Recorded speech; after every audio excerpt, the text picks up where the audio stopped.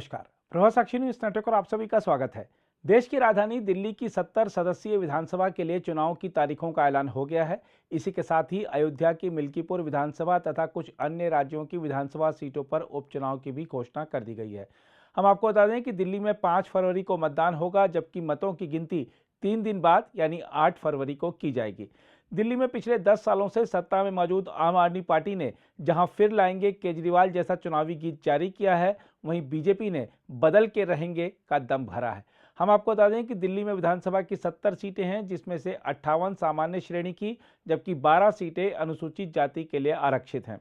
मुख्य निर्वाचन आयुक्त राजीव कुमार ने एक संवाददाता सम्मेलन में बताया कि दिल्ली में कुल 1.55 करोड़ पंजीकृत मतदाता हैं और इनमें से 83.49 लाख पुरुष तथा 71.74 लाख महिलाएं हैं। उन्होंने बताया कि युवा मतदाताओं यानी 20 से 21 वर्ष की संख्या 28.89 लाख है, जबकि पहली बार मतदान के पात्र युवाओं की संख्या 2.08 लाख है। राजीव कुमार ने बताया कि राजधानी के 2697 स्थानों पर कुल 13,033 मतदान केंद्र होंगे और इनमें से 210 मॉडल मतदान केंद्र होंगे। उन्होंने कहा कि दिल्ली विधानसभा चुनाव की तैयारियों के सिलसिले में विभिन्न कानून अनुपालन एजेंसियों के साथ व्यापक चर्चा की गई है, जिसमें सुरक्षा से जुड़े आयाम भी शामिल हैं। हम आपको बता दें कि राजधानी दिल्ली में आम आदमी पार्टी, भारतीय जनता पार्टी और कांग्रेस के बीच त्रिकोणीय मुकाबला है। दिल्ली विधानसभा में बहुमत के लिए 36 विधायकों की आवश्यकता है। बहरहाल चुनाव की घोषणा होते ही सभी पार्टियों के नेताओं ने अपनी अपनी जीत का भरोसा जताया है। बीजेपी के राष्ट्रीय अध्यक्ष जेपी नड्डा ने ट्वीट करते हुए लिखा, भारत निर्वाचन आयोग द्वारा दिल्ली विधानसभा चुनाव की घोषणा का मैं स्वागत करता हूं। चुनाव लोकतंत्र का महापर्व है। देश और प्रदेश के सर्वांगीण विकास, जन कल्याण और सुशासन को सुनिश्चित करने में इसकी अग्रणी भूमिका है। उन्होंने कहा, मैं यहाँ की जनता से विकसित दिल्ली बनाने और लोगों की उन्नति में योगदान देने वाली सरकार चुनने की अपील करता हूँ। प्रधानमंत्री मोदी के मार्गदर्शन में बीजेपी अंत्योदय के संकल्प के साथ दिल्ली के समग्र विकास के लिए कटिबद्ध है। वहीं दिल्ली के बीजेपी, आप और कांग्रेस नेताओं की प्रतिक्रिया भी सामने आई है। कि इस तारीख का इंतजार दिल्ली की जनता लगातार कर रही थी और 5 तारीख दिल्ली में बदलाव की तारीख है। दिल्ली के 1,55,00,000 से ज्यादा मतदाता उस दिन दिल्ली का भविष्य निर्धारित करेंगे। जिन लोगों ने दिल्ली को लूटने का काम किया है, उस आपदा को दिल्ली से भगाने का काम 5 फरवरी को होगा और 8 तारीख को दिल्ली में डबल इंजन की भाजपा की सरकार बनेगी। नहीं, मैं ये कह रहा हूँ, फिर जाएंगे केजरीवाल, तिहाड़ जाएंगे केजरीवाल। दिल्ली के लोग एक बार फिर से अपने परिवार के लोगों को अच्छा स्वास्थ्य देने वाले मुख्यमंत्री को चुनेंगे।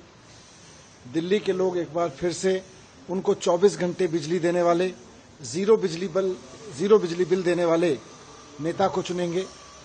दिल्ली के लोग एक बार फिर से 5 फरवरी को उनके परिवारों को तीर्थ यात्रा कराने वाले, महिलाओं को बस फ्री यात्रा कराने वाले, डिफरेंट वेलफेयर स्कीम्स को ईमानदारी से लागू करने वाले ईमानदार और दूरदर्शी नेता केजरीवाल जी को चुनेंगे। दिल्ली के लोग एक बार फिर से अपने बच्चों का भविष्य और दिल्ली को साफ सुथरा सुंदर शहर बनाने के सपने को चुनेंगे और उसका सच करने के लिए ईमानदारी से बहुत सोच समझ के वोट करेंगे। मैं सभी दिल्ली वासियों को इसके लिए बधाई देना चाहता हूं कि एक बार फिर से लोकतंत्र का महान अवसर आपके पास है, आपके सामने है। आप अपने बच्चों के लिए अच्छा भविष्य चुनें, अच्छी शिक्षा चुनें, स्वास्थ्य चुनें, महंगाई से लड़ने के लिए मदद देने वाली सरकार चुनें और साथ साथ वोट जरूर डालें। 5 फरवरी को जैसा चुनाव आयोग ने भी कहा है कि बुधवार का दिन है, वोट जरूर डालने जाएं और 8 फरवरी को जब नतीजे आएंगे तो उसके लिए हम पूरी तरह तैयार हैं कि आम आदमी पार्टी की सरकार फिर से बनेगी केजरीवाल जी के। इसीलिए हम लोगों ने आपकी बार सीट भी जल्दी अनाउंस की, हमारा मैनिफेस्टो भी निकला, हम इसकी बातचीत करते रहे, आपस में मीटिंग्स हो गई और हम लोग जानते थे कि हमारे पास विधायक नहीं हैं, हमारे पास सांसद नहीं हैं, कॉरपोरेटर नहीं हैं, तो इसलिए वर्करों को इकट्ठा करके जोड़ के संगठन को फिर से पिरो के हम लोगों को एक नई सिरे से राजनीति करनी पड़ेगी और पॉलिटिक्स करनी पड़ेगी। वो की है हमने और क्योंकि वो एक खाका नीचे तैयार हो गया है, तो अब हम जब इलेक्शन में जा रहे हैं, डोर टू डोर जा रहे हैं, घरों में जा रहे हैं, मीटिंगों में जा रहे हैं, लोगों का उत्साह जो है वो कांग्रेस की तरफ आ रहा है। नहीं ठीक है, आप थीम सॉन्ग अच्छा होगा तो हम भी थिरकेंगे। थीम सॉन्ग में क्या है, थीम सॉन्ग कोई आपकी हकीकत थोड़ी दिखाता है। गाने तो अच्छे बजते हैं, गाने हर तरीके के होते हैं, संगीत अच्छा होगा, गानों को अच्छा लगेगा, उसमें संदेश आप क्या दे रहे। पहले तो आप कह रहे हैं फिर लाएंगे केजरीवाल, भाई केजरीवाल तो आ नहीं सकते। अगर इस किसी सूरत में वो जीतते हैं तो भी ये मुख्यमंत्री नहीं बन सकते, क्योंकि सुप्रीम कोर्ट ने स्वयं कह दिया है कि अगर इन्हें किसी फाइल पे साइन किया या किसी अधिकारी से मीटिंग की तो ये जेल चले जाएंगे। तो भाई या तो ये है कि ये फिर मुख्यमंत्री बन के जेल में बैठे रहें और 5 साल निकाल दें बिना काम किए, इन्हें तो नहीं फर्क पड़ेगा, क्योंकि 10 साल भी नहीं काम किया, 15 साल नहीं काम करेंगे। लेकिन फिर लाएंगे केजरीवाल का, फिर क्या मतलब हो जाता है? आप काम क्या करेंगे, अपनी प्रोमिसेस कैसे पूरी करेंगे? भाई अगर मुख्यमंत्री फाइल पे साइन ही नहीं कर पाएगा तो जो आप कह रहे हैं कि 2100 की आप योजना महिलाओं को देंगे, आप तो वो भी नहीं साइन कर पाओगे ना। खुद ही आप मान रहे हो कि मेरी सरकार कुछ नहीं करेगी अगर मुझे वापस लाओगे।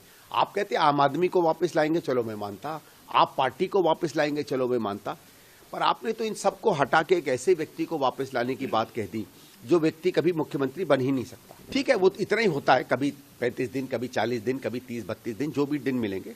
अब जो मिलेगा हम तो उसी में चुनाव लड़ेंगे।